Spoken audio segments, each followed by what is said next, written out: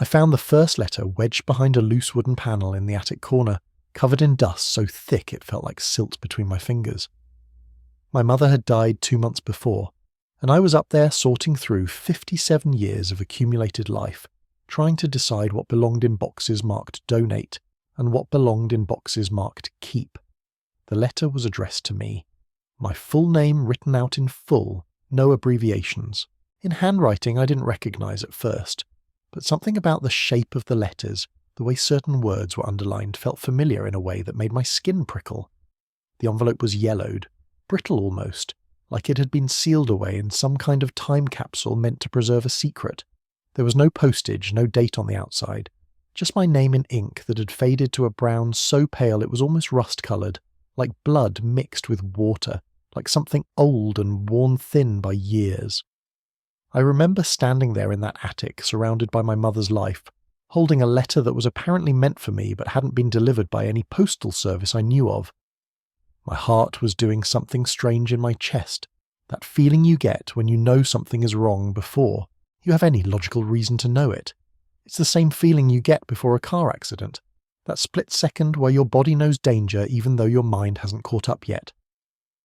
The attic was cold and smelled like old paper, and the specific mustiness of Portland weather seeping through old wood. My name is David. I'm 34 years old now, though I was only 7 when my mother started writing these letters, a detail I wouldn't understand until much later. I grew up in Portland, Oregon, in a modest 2-bedroom house with blue shutters and a cherry tree in the front yard that produced the most beautiful blossoms every spring. The tree would drop petals all over the roof and they'd clog the gutters, and my father would complain about it while cleaning them out. My mother, Susan, was an elementary school teacher who loved gardening and classical music and spent her Saturday mornings at the farmer's market, picking out the best tomatoes like she was selecting jewels. She knew all the farmers by name and they saved the best produce for her. She was the kind of mother who read to you every single night without fail, who made your favourite meals on your birthday without being asked twice, who showed up to every school event and soccer game and parent-teacher conference with genuine interest in your day. She wore reading glasses on a beaded chain. She had a garden journal where she tracked what she planted and when it bloomed and what she'd do differently next year. She was steady, reliable, present. She was also, I would learn, keeping secrets that would eventually feel like they belonged in another lifetime entirely. My father died when I was 12, a heart attack in his sleep, no warning. He'd been a distant figure even when he was alive, someone who worked long hours at an engineering firm and came home tired, smelling like coffee in the outdoors. He'd be in bed by 9 and up by 5. His death created a hole in our lives, but it was a hole I could already see the shape of because he'd been gradually leaving it empty for years. I barely remembered his voice the way it sounded in everyday conversation. My mother became even more present after he died, if that was possible. More involved in my school, more focused on making sure I knew I was loved, more attentive to the small moments that make up a childhood. She started volunteering at my school more frequently. She made elaborate lunches for my soccer tournaments. She joined a book club with other mums and invited them over regularly. She redecorated my room without asking, just decided one day that I was old enough for something different and spent a whole weekend painting and hanging new posters. I think now that she was overcompensating, trying to be enough for both of them, trying to fill the space my father had left behind with her own presence and love and attention. I didn't see it at the time. I was a kid grieving a father I barely knew, not smart enough to notice that my mother was drowning in her own thoughts and feelings. I thought she was just being a good mum. I didn't understand that good mums sometimes carry burdens they don't share with their children. The attic was the last place I expected to find letters. My mother had always been organised, almost compulsively so. Important documents went in a filing cabinet in her bedroom, sorted by category with labels printed neatly on manila folders. Photos went in albums arranged chronologically. Keepsakes went in a cedar chest at the foot of her bed. The attic was just storage, the kind of place where things went to be forgotten. Boxes of old Christmas decorations, teaching materials from decades of classrooms, furniture that had been replaced years ago. I'd been up there most of the afternoon, working my way methodically through stacks and piles, trying to decide what my sister Emma would want, what could be sold, what should just be thrown away. Emma lives in Denver and couldn't get time off work to come back to Portland for the house sale, so most of this task fell to me. The panel wasn't immediately obvious. It was part of a wall where the roof sloped down too low to stand up. a dead space that had no apparent purpose. I found it because I was looking for the circuit breaker someone had mentioned during the home inspection. The panel was small, maybe 12 inches square, and it had been fitted back in place carefully enough that you'd miss it if you weren't looking. The seams were barely visible in the shadows. When I pried it free, dust cascaded down and I found myself coughing, waving my hand in front of my face like that would help. Behind the panel was a shallow space, no more than 6 inches deep, and stacked neatly inside were envelopes. Dozens of them. Maybe more than dozens. I didn't count at first. I was too busy staring, trying to process what I was looking at. Each envelope had my name written on it in that same handwriting I'd seen on the first one. Some of them had notes on the outside, initials and dates written in pencil that had faded to ghostly marks. I remember my hands were shaking when I reached in to pull one out. I sat down right there on the attic floor, dust motes floating through the thin light coming from the single attic window, and I opened the first envelope. The letter inside was dated 17 years ago, written in the same careful handwriting as the envelope. "Dear David," it began. "By the time you read this, assuming you read this, I will likely be gone. This is not how I wanted things to happen.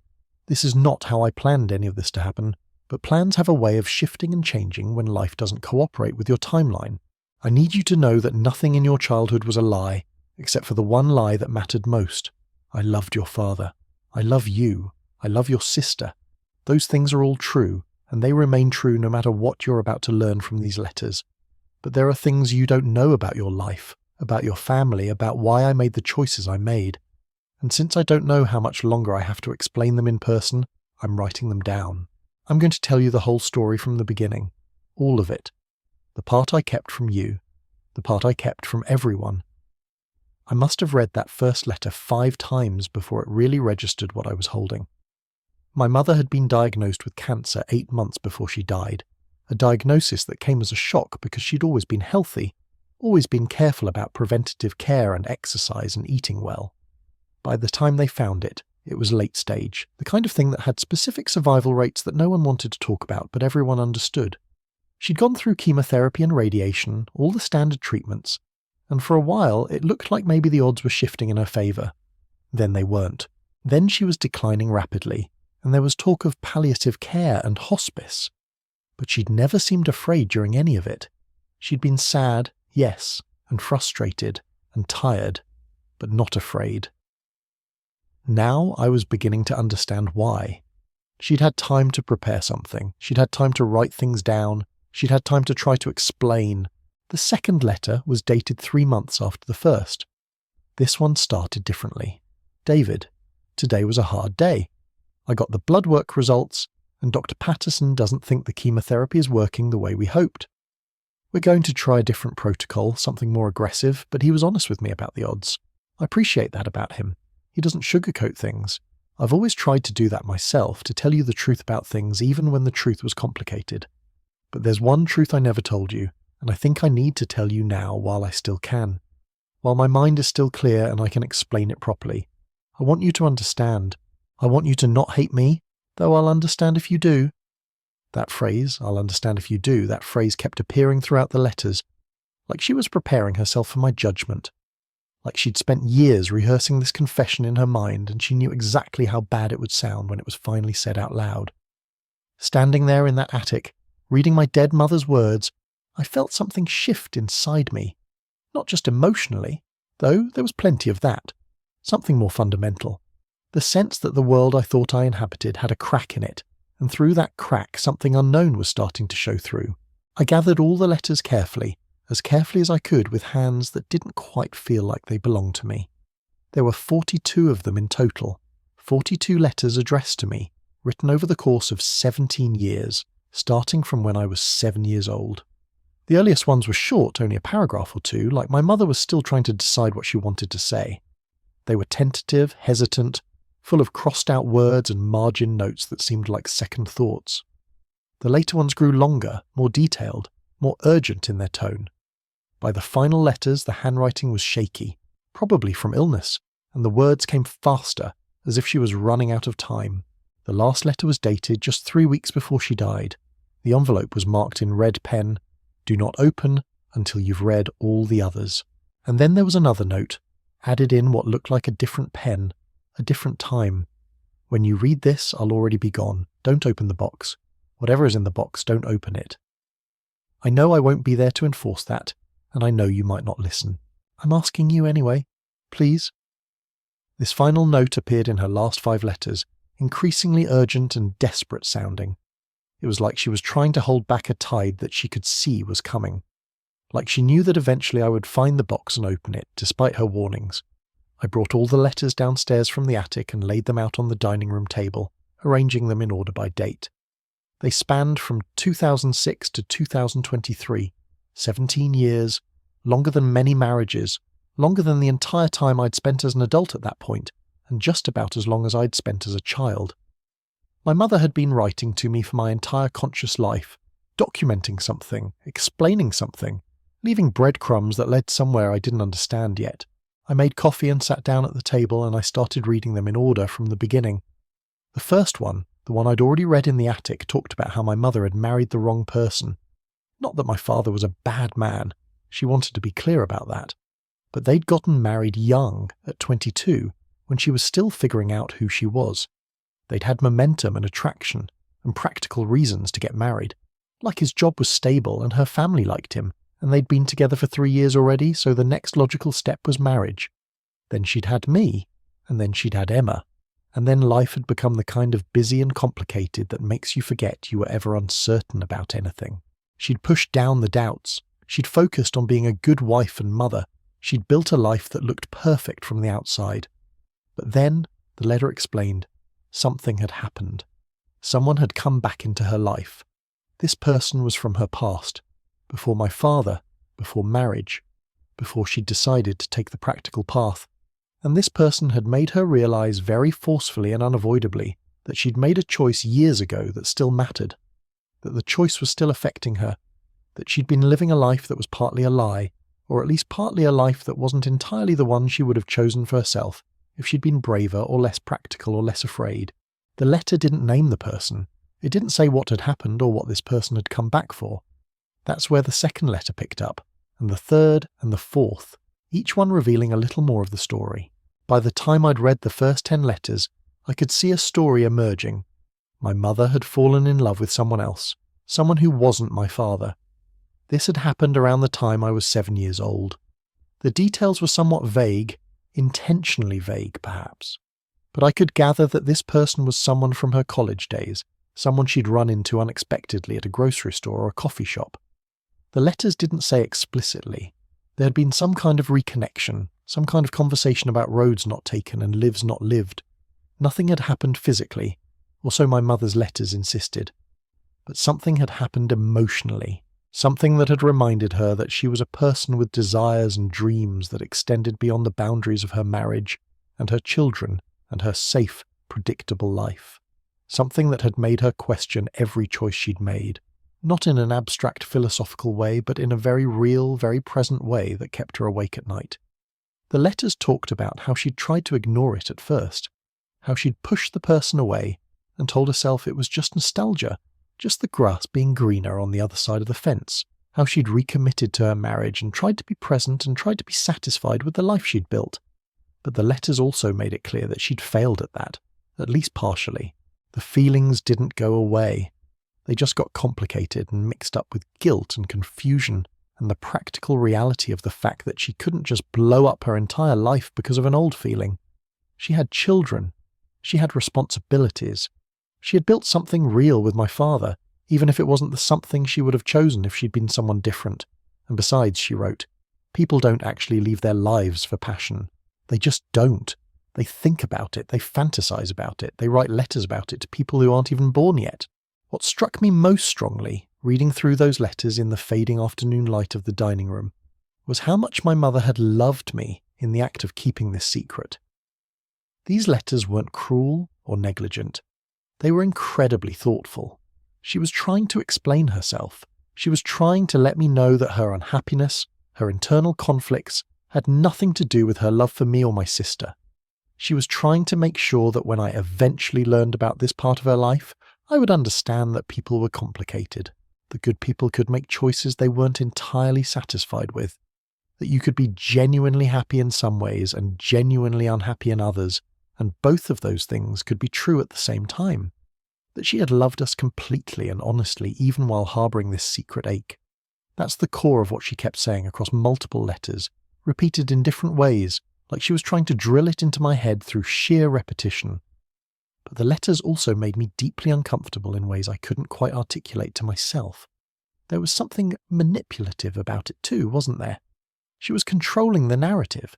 She was explaining her side of things without anyone else there to push back or provide context or defend themselves. My father couldn't respond. Emma couldn't share her own feelings. It was just my mother, speaking from beyond death, telling me what she'd felt and experienced and struggled with. She got to frame everything. She got to explain her motivations and her conflicts without interference. The unease grew as I kept reading. By around year 10 of the correspondence, my mother was writing about darker topics. She was writing about resentment. She was writing about how keeping this secret was eating away at her, like a slow poison that didn't kill you all at once but just slowly accumulated in your system until you couldn't remember what it felt like to be okay. She was writing about how she looked at my father sometimes and felt an overwhelming sadness that they'd ended up here, and she'd made that initial choice so carelessly, so young, so without truly understanding, ending what she was committing to. There was a particular letter from 2015 where she described watching him sleep and feeling absolutely nothing, and then feeling devastated about feeling nothing, because it meant she'd lost something that was supposed to be permanent. And then, in the later letters, something shifted. The tone changed. She stopped talking about the other person and started talking about acceptance. She talked about how she'd realised, around the time she turned 60, that regret was a waste of her remaining time, that she'd made choices and those choices had led to consequences, both beautiful and painful. She'd had her children, and that was a gift she wouldn't trade for anything. She'd had a stable marriage and a meaningful career and friendships, and a life that, while not perfect, had been genuinely good in many ways. She'd written about how the secret had become less of a weight, once she'd accepted that she didn't need anyone's permission or understanding to feel what she'd felt, that the other person had moved on, had their own life, their own family in some cases, and she'd finally let herself stop wondering what might have been. That was supposed to be the end of it. That was supposed to be her coming to terms with her choices. But then there was the matter of the box. The last letter, the one marked in red pen, kept referring to a box. Don't open the box. Whatever you find, don't open it. This isn't something you need to know. This isn't something that will help you. This will only make things harder. I know you're curious, and I know that the more I tell you not to open it, the more you'll want to. That's just human nature. That's exactly what happened with me when my own mother told me not to do things. But I'm asking you anyway. I'm asking you as your mother to leave this one thing alone. For your own peace of mind. For my memory. Just leave it alone. I need you to promise me that you'll leave it alone. She repeated that request 4 times in the final letters. 4 times, like she was genuinely afraid of what I would find. After I'd read all 42 letters, I went back to the attic. I didn't want to, but I went anyway. There was a small wooden box tucked behind the panel, hidden in the same space where the letters had been stored. It was about the size of a shoebox made of dark wood with a brass latch and hinges that looked old, maybe antique. There was a label on top with my name written on it in my mother's handwriting. Not formal, not demanding, just my name written as if to say, "This is yours, when you're ready." I sat on the attic floor holding that box for a long time. The letters had explained so much, and yet they'd left the biggest mystery locked away in this container. I could feel the weight of it in my hands, both literal and figurative. It wasn't particularly heavy, so it wasn't papers. It wasn't the weight of photographs either. It was something else. Something I couldn't identify just from feeling it. I knew that opening it would change something, cross some threshold I couldn't uncross. I knew that my mother had wanted me to leave it alone. She'd been clear about that. She'd been desperate about that. She'd even added a note in the final letter saying that she hoped I had the respect for her wishes to leave it sealed. She said that if I loved her, if I truly loved her memory, I would leave it alone. Those were her exact words. I sat there as the light in the attic changed, the afternoon fading into early evening, dust motes floating through the window light in those thick, slow patterns that dust always seems to float through. It was the kind of silence you only find in attics, where the rest of the world feels very far away. I tried to decide what I would do. I tried to imagine being able to close the panel, put the box back, seal it away forever, and never know what my mother had kept hidden from me. I tried to imagine accepting her dying wish without question. I tried to imagine having, that kind of respect for the dead, but I couldn't leave it alone. I think I always knew I wouldn't. I carried the box downstairs and set it on the kitchen table. I made fresh coffee even though I'd already had 2 cups that day, and I sat down across from it like I was about to have a conversation with someone. The box just sat there. It didn't do anything. That's what objects do, they sit. They don't judge you or demand anything, they just exist, waiting for you to make a decision about them. I stared at it for what must have been 20 minutes. My coffee got cold. I thought about the letters upstairs, all 42 of them, and how my mother had spent 17 years building up to this moment. She'd been writing to me my whole life, preparing me for something, and then at the very end, she'd begged me not to open it. The contradiction bothered me more than anything else. Why write all those letters if you didn't want me to know the truth? Why prepare me for something and then ask me to reject it? It felt like she was testing me, or maybe testing herself through me. Like she wanted to know if I would respect her wishes even after she was gone. Like she needed to believe that someone would listen to her, that someone would care enough about what she wanted to actually honour it. But I'd never been that kind of person. I've never been good at respecting wishes I don't understand. The way she'd written about Thomas in the letters was specific, intimate. The kind of detail that comes from knowing someone completely, being known by someone completely. And then there was the matter of timing. She'd said the letters started when I was 7 years old. The timing suggested urgency, like she was preparing me for something. She kept apologising in advance for choices she'd made, for lies she'd told, for the shape of my life that resulted from those lies. Those were the kinds of things people wrote about when the lie was fundamental. And suddenly I understood why she didn't want me to open the box.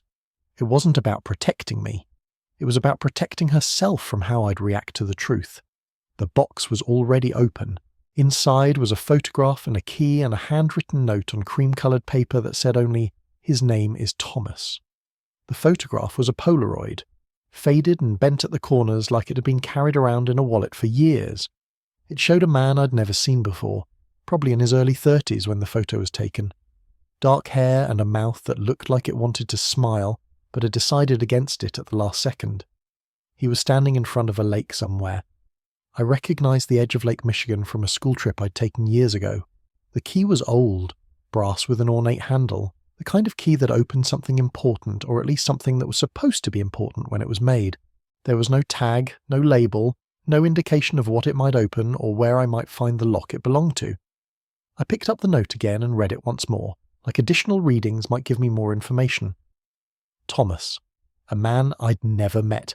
A man who apparently mattered enough to my mother that she'd hidden his photograph and kept a key to something of his in a box she'd warned me not to open. The kitchen felt very small. I walked to the window, needing air. The Portland rain was doing its usual thing, that fine mist that soaks through everything given enough time. I thought about the last time I'd seen my mother in the hospital, 3 days before she died. She'd pulled me close and whispered something I couldn't hear. I'd asked her to repeat it, but she was too weak. Now, staring at the photograph in my hands, I tried to reconstruct those words. I stared at his face, his jawline, the way his hair grew back from his forehead, and then my hand started shaking because I could see it. I could see myself in his face. Not in a generic way, but in the specific construction of my cheekbones, the angle of my nose, the placement of my eyes. I sat at the table for an hour, turning the photograph over in my hands. My mother had written 42 letters about a man she loved. She'd kept his photograph hidden. She'd warned me away from this box, which meant what I was seeing in his face wasn't coincidence. It meant the fundamental facts of my life were different from what I'd believed. My father wasn't my biological father. My mother had spent my entire childhood living with this secret. I needed to know if I was right. I needed to understand the choice she'd made. I called Emma that night and she didn't even let me finish explaining before she said, "You opened the box, didn't you?" "How did you know?" I asked. "Because I know you," she said, "and I know Mom. And I know that she couldn't have hidden something that important without it destroying her completely. She would have had to build something into it to make sure it got found. She would have written those letters specifically so that you'd be angry enough not to listen to her warnings. That's who she was. She was good at creating the conditions for what she wanted even while saying she didn't want it." I told Emma about the photograph, about Thomas, about the resemblance that I couldn't unfold. There was a long silence on the other end of the line. "Emma," I said, "is he what? That's what I'm asking you. Is Thomas my biological father?" There's another silence, and I can hear her breathing, can hear her trying to figure out how to say something she doesn't want to say. Eventually she said, "You need to understand something first. When Mum told me about him, she made it clear that she'd never actually been with him. Not like that. They loved each other, but they never acted on it. She stayed married. She stayed in Portland. She stayed with your father and with you and me. She made a choice, David, a real choice, and she lived with that choice for her entire life. So he's not," I said. "He's not my biological father. I need you to just tell me directly." Emma took a long breath. "No," she said finally, "he's not. Thomas was never a father to anyone except in his own mind. But David, the reason she wrote those letters, the reason she was so desperate about the box, it's not about Thomas." I felt something shift in my understanding, felt the foundation I'd been building start to crack again. If not Thomas, then what? "Then you need to read the letters more carefully," she said, "particularly the ones from after Dad died, when Mum was grieving, when she was alone with you. There's something in those letters that explains everything." I asked her if Thomas was still alive, if we could contact him. Emma didn't answer for so long I thought the call had dropped. Then she said, "He died 10 years ago. It was in the newspaper." Mum read the obituary at the kitchen table, and I watched her grieve someone none of us had ever met. That's when she started writing the letters to you, I think. That's when she realised that Thomas was really gone and that the time for choices had passed. So why didn't she just tell me? Why all the mystery? Because, Emma said, I don't think she was ever quite sure how much you needed to know, or if you needed to know at all. She didn't want to define you by something that happened before you were born.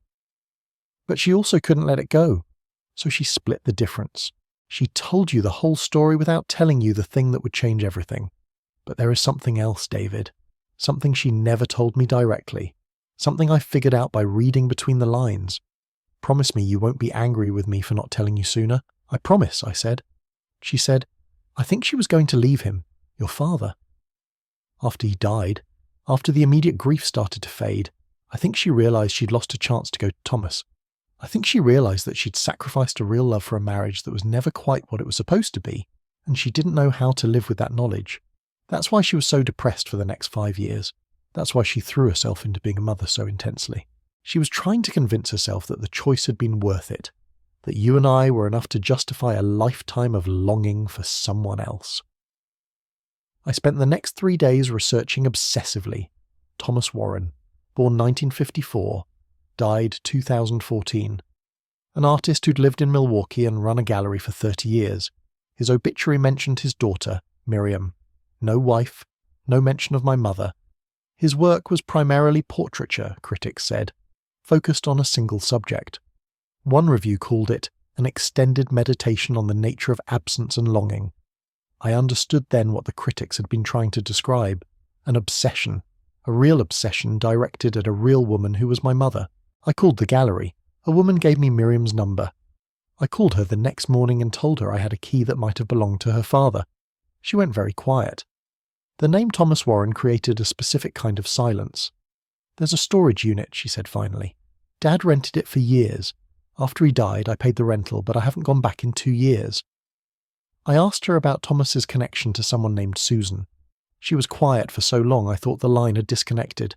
Then she laughed. That's an old story, she said. My dad talked about her sometimes. He said she was the one who got away. I told him that's how most people feel, but he said some people you don't get over. Some choices echo forever. She was brave to choose the life she chose. He was sorry he wasn't the kind of man she could choose. Miriam gave me the storage unit address. She said, I'll meet you there in 2 days, but I need to know who you are. I need to know why this matters to you. I told her I would explain when we met. She said, I'm not sure if I want to know what's in there, but I think I've been avoiding knowing for long enough. I drove to Milwaukee on a Friday with my hands shaking on the steering wheel, though I couldn't quite explain why. Maybe it was because I was driving toward the answer to a question I'd been asking my whole life without knowing I was asking it. Maybe it was because I was about to meet a woman who could tell me things about her father that might rewrite my understanding of my mother. Maybe it was because I was carrying a key that belonged to a man I'd never met, and that key was about to open something that had been sealed away for years, and I didn't know if I was prepared to see what was inside. The drive took 8 hours. I listened to podcasts to avoid my own thoughts. I stopped at rest areas and didn't leave the car. I called Emma once and hung up without saying anything. She called back and said, "Are you driving to Milwaukee?" I said yes. She said, "Be careful." I didn't ask what she meant.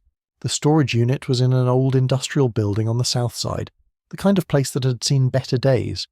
The neighbourhood was quiet, empty. Most of the buildings around it looked like they weren't in use anymore.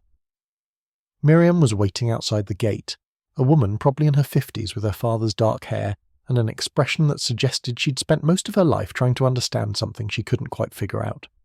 She looked at me for a long moment before speaking. "You're David," she said. It wasn't a question.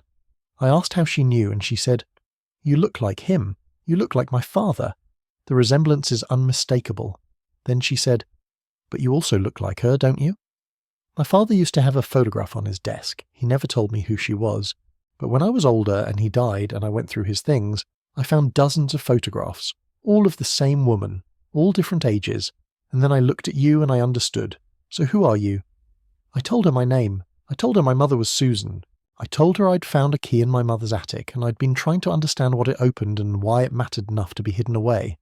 I didn't tell her I thought I might be Thomas's biological child. That secret stayed inside me. Miriam listened, and then she opened the gate. We walked through the corridors of the storage facility until we reached Unit 247. I used the key and it worked, sliding into the lock like it had been waiting for me. Inside was essentially a shrine to a love that had never happened. Canvases everywhere, paintings of a woman who had to be my mother. I could see her immediately, dozens of portraits, different ages, different settings, different moments that I recognized from her life. My hands went numb when I saw the first one. It was my mother at maybe 30, probably sometime in the early 90s.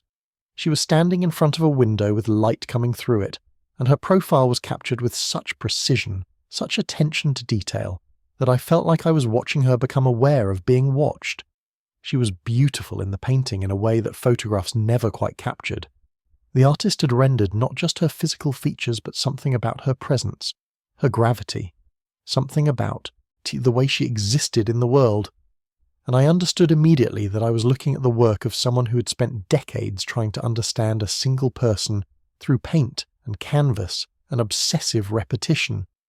There was one of her in front of our house with the cherry tree in the background. She looked young, maybe late 30s.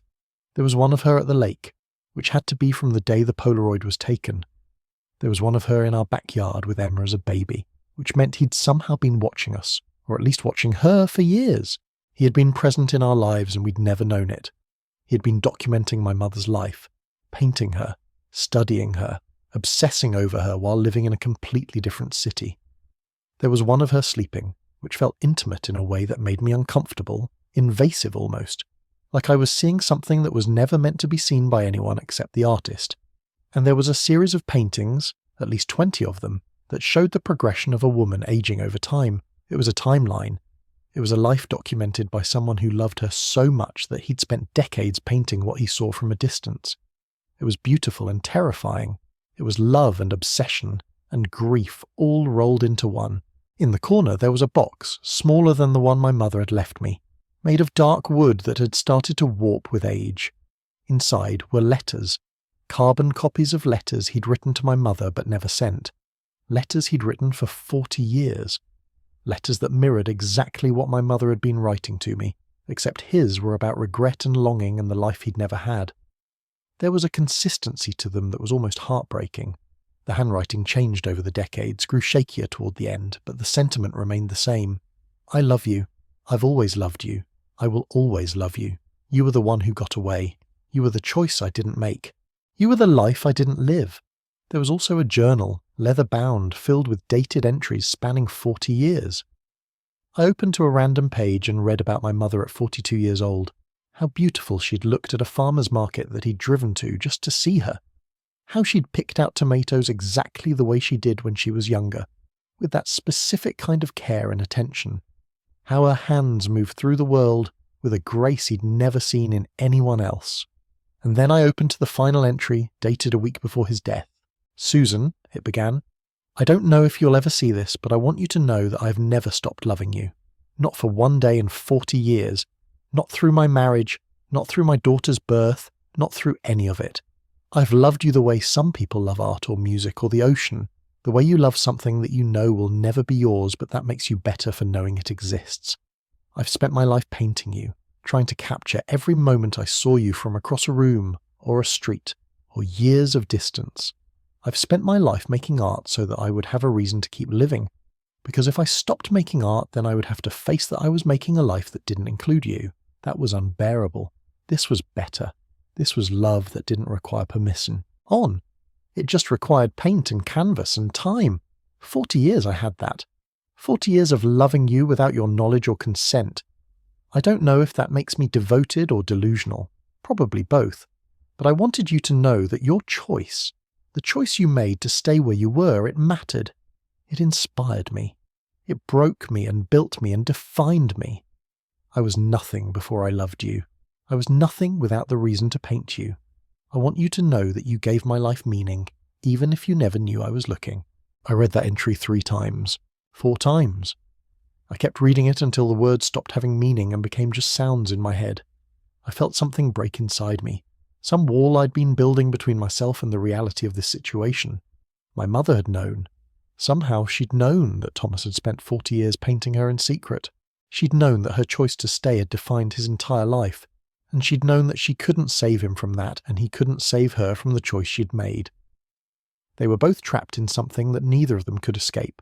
Not because of biology or genetics or anything so simple. They were trapped by choice and consequence, and the way that our decisions ripple out through time and define not just our own lives, but the lives of everyone around us. Miriam stood beside me while I read.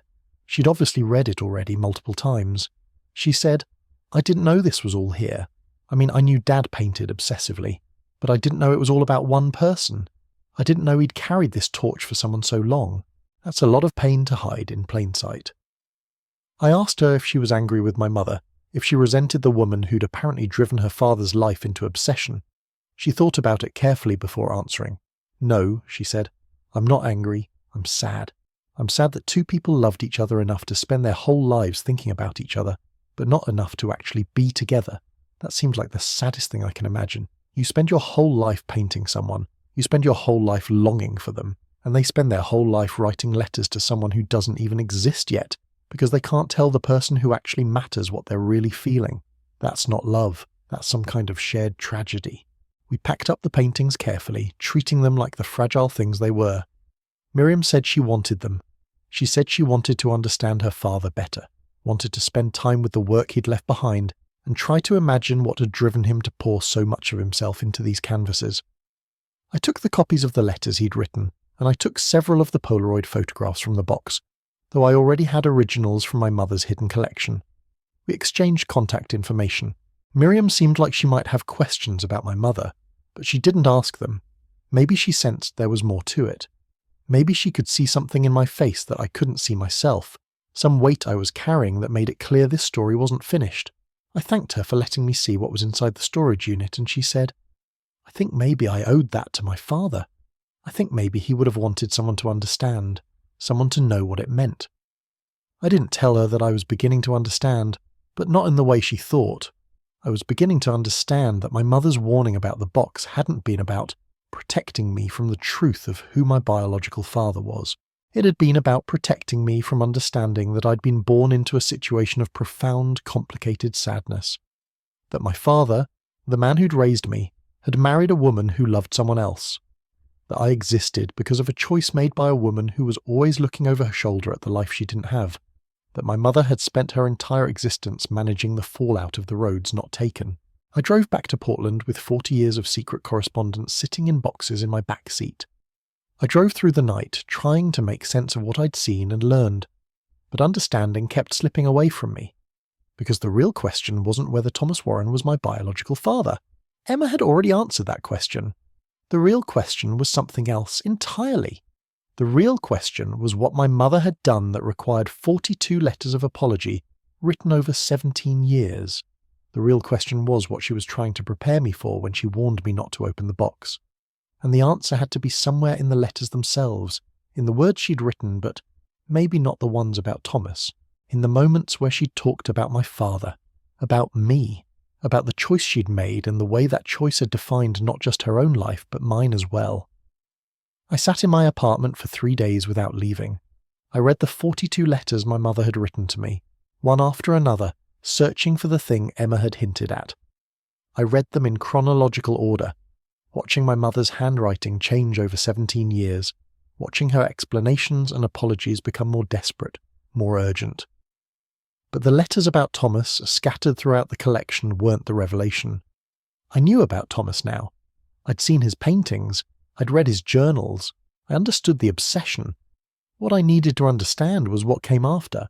I needed to find the letters Emma had mentioned, the ones from after my father died, the ones from when she was grieving and I was still a child and she was alone with me in the house, trying to figure out how to live in a life that wasn't the one she'd chosen. I found them bound together with a rubber band, dated starting 3 months after the funeral. The handwriting in these letters was different, shakier, less controlled, like she was writing them in the dark, by feel. The first one started, "David, I don't know how to tell you this, so I'm writing it now, hoping that someday you'll understand. Your father knew, about Thomas, about all of it." I felt my chest go tight. I read that sentence 3 more times to make sure I was reading it correctly. Your father knew. The realization of what that meant crashed down on me all at once. My father had known that my mother loved someone else. My father had known there was a man in Milwaukee painting her like she was the only thing that mattered in the universe. And he'd stayed. He'd stayed with her. He'd stayed with both of us. The letter continued. He found out about 6 months before he died. I don't know how. Maybe he saw something. Maybe Emily told him. I've never been sure. But he sat me down one evening and he said, "Susan, I know about Thomas," and my world ended. I thought that was it. I thought he would leave. I thought our marriage was over. But he didn't leave. He said, "I know you love him. I've always known you could love him. And I've spent our entire marriage trying to be enough for you. I'm sorry that I'm not." And then he said something I will never forget. He said, "I'm not asking you to choose. I'm asking you to stay." And I stayed. I stayed because I loved him, in my way. I stayed because I had you. I stayed because leaving would have been the selfish choice, and I'd already been selfish enough by loving someone else while being married to this man. So I stayed. And your father lived another 6 months knowing that his wife was in love with someone else. He lived those last 6 months with that knowledge, and he never once made me feel guilty about it. I put the letter down. I felt like I couldn't breathe. My father had known. That changed everything. That recontextualized every memory I had of my childhood. The way he looked at my mother sometimes. The way he held her hand like he was afraid she'd disappear. The way he seemed to love her with this kind of desperate intensity. Like he was trying to make up for something he couldn't fix. He was. He was trying to make up for the fact that he couldn't be the person she wanted. He was trying to be enough, even though he knew he never would be. I called Emma that night and didn't wait for hello. "He knew," I said. "Dad knew about Thomas and he never told me, and he never told you, and he lived with that for 6 months before he died." There was a long silence on the other end. Then Emma said, "Yes." That was all, just yes. "How long have you known?" I asked. "Since I was 13. Mum told me after his death." She said she didn't want me to think less of him, but she also didn't want me to think less of her. She said they made a choice together. She would stay. He would love her anyway. And I would grow up in a house where my parents had negotiated peace with an impossible situation. I said, "That's not fair to put on a 13-year-old. Emma said, "No, it wasn't. Mum made a lot of choices that weren't fair, but that was one of her better ones if you think about it. She was honest. She didn't pretend everything was fine. She told me the truth." I understood then why Emma had been so protective of the box, why she'd warned me away from opening it. It wasn't that she was protecting me from the truth about Thomas, it was that she was protecting me from the truth about my father, from the knowledge that he'd loved my mother enough to stay, even when staying meant accepting that her heart lived somewhere else. I continued reading. The rest of the letters were about grief, but they were different kinds of grief. There was grief over my father's death, obviously, but underneath that was grief over the time she had wasted, grief over the life she could have had, grief over the choice she'd made that still stood, even after the man she'd married was gone. Because even though my father was dead, my mother didn't pack up and move to Milwaukee. Even though she was finally free to make a different choice, she didn't take it. She stayed in Portland. She stayed in the house we'd lived in. She stayed with me and Emma, and in the letters she tried to explain why. I realize now that I stayed for all the wrong reasons, she wrote. I didn't stay because I was strong. I stayed because I was afraid. I stayed because I didn't have the courage to blow up my entire life for something that was never really mine. Thomas was never mine. He was a fantasy, a person I loved from across a distance while I was married to someone else. And that fantasy was easier to love than the reality of my actual husband, who was complicated and flawed and real. And now he's gone, and I still haven't left, and I'm still not with Thomas, and I will never be with Thomas because he's a ghost now and I'm the only one who can see him. But David, you have to understand something. I stayed for a reason that I'll try to explain in these letters. I stayed because I realized very late in my life what it actually meant to be a mother, and being a mutt. Her meant that my choices were no longer just my choices. They were your choices too. That was the revelation. That was what Emma had been trying to tell me. The secret wasn't about Thomas or about an affair or about anything external. The secret was about what my mother had done to herself to be a parent to me. She had given up the possibility of a life with Thomas. She had accepted the love of a man who knew he was not her first choice.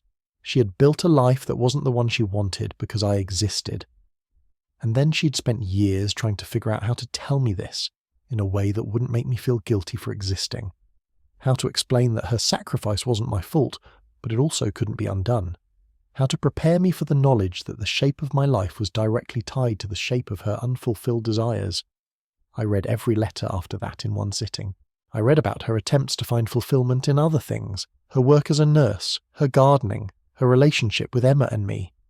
I read about her desperate belief that if she could just be a good enough mother, if she could just be present enough and loving enough, then the sacrifice would have been worth it.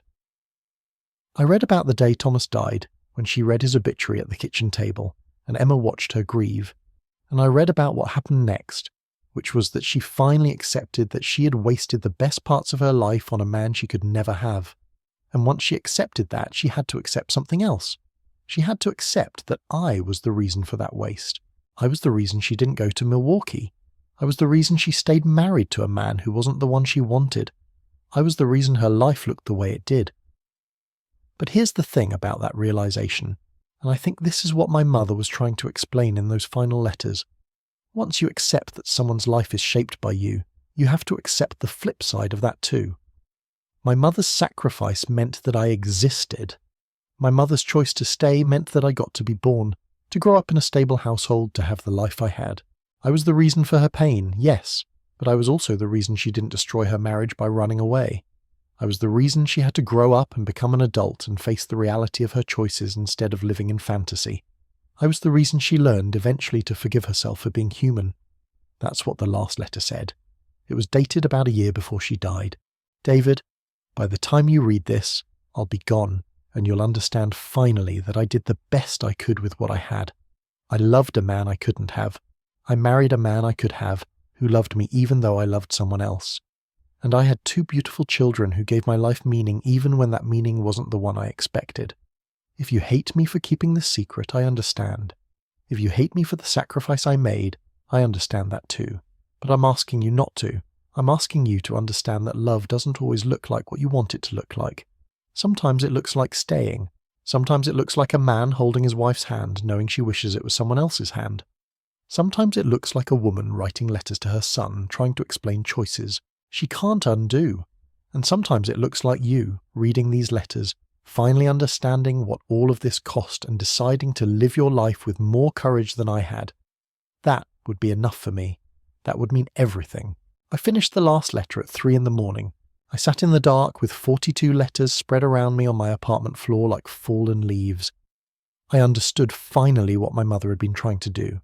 She'd been trying to give me permission. Permission to make different choices than she had. Permission to chase the things I wanted instead of accepting the things that were offered. Permission to be brave in ways that she hadn't been able to be. And she'd also been trying to do something else. She'd been trying to give herself permission to be forgiven. To be forgiven by me, by my father's memory, by Thomas, by herself. She'd spent 17 years writing letters that were really just elaborate apologies for being human, for wanting something she couldn't have, for choosing stability over passion, for choosing me over herself. I thought about my father. I thought about the 6 months he'd lived knowing his wife loved someone else and choosing to stay anyway. I thought about how that was the most generous thing I could imagine one person doing for another. I thought about how he'd never told me, never made me feel the weight of his sacrifice. He'd just been my father. He'd just loved me. He'd lived his whole life with that knowledge, and never once made me responsible for the pain it caused him. I cried for the first time since finding the box. I cried for my father. I cried for my mother. I cried for Thomas Warren, who'd spent 40 years painting a woman who was never going to be his. I cried for the life my mother didn't have. And then I cried for myself, for the person born into this tangle of compromises and sacrifices and impossible choices. But here's what I realized after the crying stopped. None of this was actually my responsibility. My mother had tried to give me that responsibility. She tried to make me the person who would understand and forgive and absolve her of her guilt. And I could choose to do that, but I could also choose something else. I could choose to love my mother and my father and understand that they both did the best they could with what they had. I could choose to see their lives as beautiful and tragic, without needing to judge them or take on their pain. I could choose to learn from their choices without repeating them. I could choose to live with more courage and fewer compromises. I could choose all of that. Or I could choose to let it go, to accept the box and its contents as evidence of a human story, complicated and sad and real, and then to move forward into my own life. I sat in that storage unit for hours the night I had that realization. The paintings watched me from the walls, my mother's face in 40 different moments, captured by hands that loved her, from across an impossible distance. I thought about what it meant that Thomas had done this, that he'd spent decades documenting a love that was never his to have. I thought about whether that was beautiful or sad, and I decided that it was both. It was beautiful because he had the courage to create something meaningful from something painful. It was sad because the thing he created was a monument to absence, to the space between what he felt and what he could ever have. I realized that in a way, my mother had done something similar. She'd created a monument to her own absence, the absence of the life she wanted. She'd built it out of letters and apologies and attempts to explain to her children why she was the way she was. And now I was standing in a room full of paintings that proved her sadness was real, and I was crying because I finally understood that her sadness had never been about us. It had been about her. It had always been about her. I spent the next week doing practical things. I scanned all the letters and stored them digitally. I bought proper storage boxes for the physical copies. I reached out to Miriam Warren again and asked if she wanted the letters her father had written. She said yes. I mailed them to her with a note explaining what I'd learned, what my mother's connection to her father had been, and why I thought she should have them.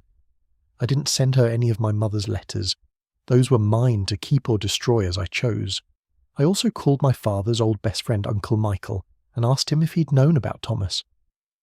There was a long pause on the other end of the line.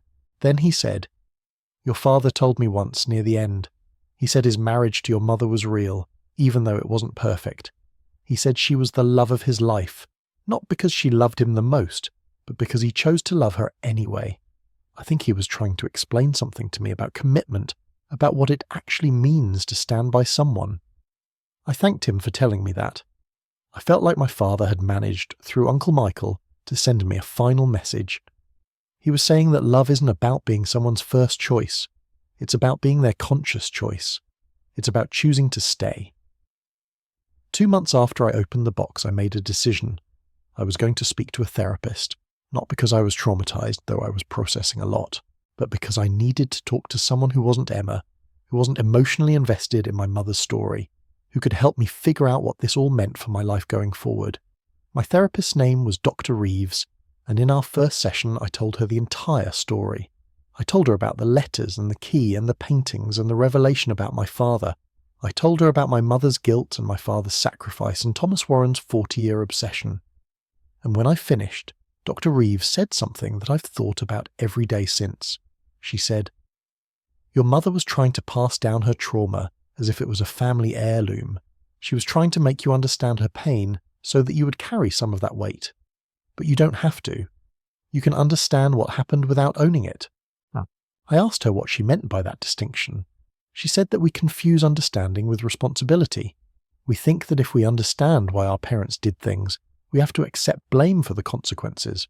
We think that if we understand their pain, we have to feel it. But understanding is one way. You can understand someone's choices completely and still decide not to be defined by them. She said that my mother had written those letters hoping to create an emotional debt, wanting me to understand her sacrifice so much that I'd feel obligated to live differently, to justify her pain. Maybe that's natural for a mother, but what my mother didn't understand is that the best gift you can give your children isn't a lesson, it's permission. It's the knowledge that they don't have to become a better version of you. They just have to become themselves. That shifted something in me. I could understand my mother's choices without being responsible for them. I could love my father without being responsible for his sacrifice. I could acknowledge Thomas Warren's obsession without being responsible for his futile longing. I could take the lessons, be honest about what you want, choose with courage, don't live someone else's version of a good life, without taking on the emotional debt. I could be the person who did better, not because my mother had failed, but because I'd learned from watching her navigate failure with grace. I thought about my mother during this time. I thought about the fact that she died without knowing whether I'd find the box, whether I'd read the letters, whether I'd understand. She'd done all that work of writing and documenting and apologizing, and she'd never gotten to see what I did with it. She'd never gotten to hear me say that I forgave her. And maybe that was intentional. Maybe she knew that I couldn't truly forgive her until I'd lived enough of my own life to understand that forgiveness isn't something you give because someone asks for it. It's something you give because you've decided to let go of your right to hold something against them. I decided I was ready to move on. I didn't destroy the letters, but I boxed them up carefully and put them in a climate-controlled storage unit, with instructions they should go to Emma if anything happened to me. I kept one letter, the final one, and framed it. Not because it was perfect, but because it was my mother's voice. Every morning I pass it on my way out the door. Every time I see it, I remember what she was trying to do. She was trying to be honest. She was trying to connect across death and time and misunderstanding. She was trying to tell me that love is complicated, sacrifice is real, and forgiveness is possible. Some days that helps me. Some days I read it and feel the weight of her life. Some days I just feel grateful that I had a mother who tried so hard to be understood, even though understanding meant revealing all the ways her life didn't turn out the way she wanted. The last thing I did was go back to the storage unit in Milwaukee. I wanted to see the paintings one more time. Miriam had agreed to let me visit them before she decided what to do with them. I stood in front of the portrait of my mother at 30, the one with the light coming through the window, and I tried to see what Thomas had seen. I tried to understand what had driven him to spend 40 years painting the same face. And I realized that it didn't matter. It didn't matter why he loved her. It didn't matter that she never loved him back. It didn't matter that his longing was unrequited and obsessive and, in its way, kind of sad. What mattered was that he'd created something beautiful from that longing. He'd transformed his pain into art. He'd made it mean something. My mother had spent her life trying to do the same thing. She'd transformed her sacrifice into love for me and Emma. She'd made her pain into something we could learn from. And I realized, standing there in that storage unit, looking at my mother's face painted by a man she'd never been with, that maybe that was the point of the whole story. Maybe it wasn't about secrets or betrayals or choices made and unmade. Maybe it was just about the fact that love, in all its forms, makes us create. It makes us paint and write and build and try to make something meaningful out of the impossible situations we find ourselves in. I left the storage unit without taking anything else. Miriam was there as I was leaving, and she said, "I've decided to donate the paintings to a museum.